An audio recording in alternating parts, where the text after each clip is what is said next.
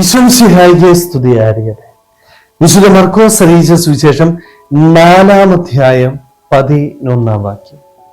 അവൻ പറഞ്ഞു, ദൈവരാജ്യത്തിന്റെ രഹസ്യം നിങ്ങൾക്കാണ് നൽകപ്പെട്ടിരിക്കുന്നത്. സ്നേഹമുള്ളവരെ, നമ്മുടെയൊക്കെ ജീവിതത്തിന്റെ ശ്രേഷ്ഠത എന്താണ് എന്ന് ഇന്നത്തെ വചനത്തിലൂടെ ഈശോ വീണ്ടും നമ്മളെ ഓർമ്മിപ്പിക്കുകയാണ്. വിതക്കാരന്റെ ഉപമയുടെ വ്യാഖ്യാനത്തെ കുറിച്ച് ശിഷ്യന്മാര് ഈശോയോട് ചോദിക്കുമ്പോഴാണ് ഈശോ കൃത്യമായിട്ട് അവരോട് പറയുന്നത്, നിങ്ങൾ വളരെ പ്രധാനപ്പെട്ടതാണ്.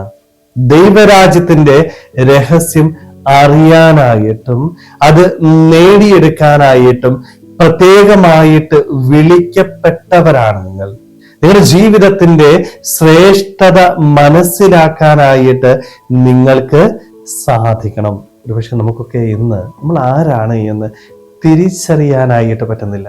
നമ്മൾ ആരാണ്?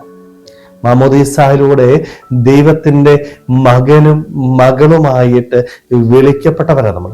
എത്രയോ ശ്രേഷ്ഠമായ ഒരു സ്ഥാനം എൻ്റെ ദൈവം എനിക്ക് നൽകിയിട്ടുണ്ട്. പക്ഷേ എൻ്റെ ജീവിതത്തില് ഈ ഒരു ബോധ്യം നമുക്ക് നഷ്ടപ്പെട്ടു പോയി. ഞാൻ ദൈവത്തിന്റെ മകനാണ്, മകളാണ് എന്ന് തിരിച്ചറിയാനായിട്ട് സാധിക്കാതെ പോവുകയാണ്. അതുകൊണ്ടാണ് പലപ്പോഴും നമ്മൾ വീണു പോകുന്നത്, പരാജയപ്പെട്ടു പോകുന്നത്. അതുകൊണ്ടാണ് ഈശോ വീണ്ടും വീണ്ടും നമ്മളെ ഓർമ്മിപ്പിക്കുന്നത്, മോനെ, നീ സാധാരണ ഒരു വ്യക്തിയല്ല, എൻ്റെ മകനാണ്, മകളാണ്.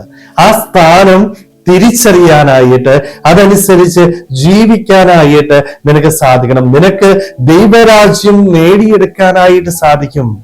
നിന്റെ ജീവിതത്തില് നിനക്കത് ദാനമായിട്ട് നൽകിയിട്ടുണ്ട്. പക്ഷെ സ്ഥാനം മനസ്സിലാക്കാതെ ഈ ലോക സുഖങ്ങൾക്ക്, ഭൗതികമായ നേട്ടങ്ങൾക്ക് വേണ്ടി ഞാൻ ഓടുമ്പോൾ എൻ്റെ ജീവിതത്തില് എനിക്ക് ലഭിച്ച സ്ഥാനം നഷ്ടപ്പെട്ടു പോവുകയാണ്.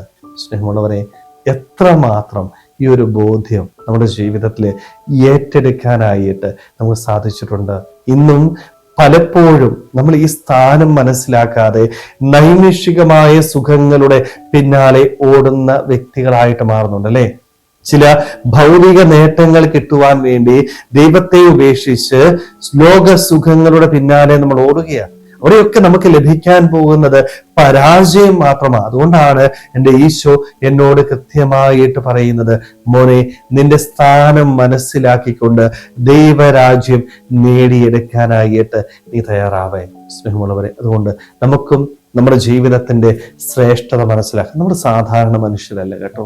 ദൈവം പ്രത്യേകമായിട്ട് വിളിച്ച് തെരഞ്ഞെടുക്കപ്പെട്ട വ്യക്തികളാണ് നാം. അവന്റെ മകനും മകളുമായിട്ട് ജീവിക്കുവാനായിട്ട് പ്രത്യേക സ്ഥാനം ലഭിച്ചവരാണ് നമ്മൾ. സ്നേഹമുള്ളവർ, ഈ സ്ഥാനം മനസ്സിലാക്കുവാനായിട്ട്, ആ സ്ഥാനത്തിന് ഉതകുന്ന രീതിയിൽ ഈ ഭൂമിയിൽ വിശുദ്ധിയോടുകൂടി ജീവിക്കുവാനായിട്ട് നമുക്ക് ഓരോരുത്തർക്കും ആത്മാർത്ഥമായിട്ട് ആഗ്രഹിക്കാൻ ശ്രമിക്കാം. ദൈവം നമ്മളെല്ലാവരെയും സമൃദ്ധമായിട്ട് അനുഗ്രഹിക്കട്ടെ. ആമേൻ.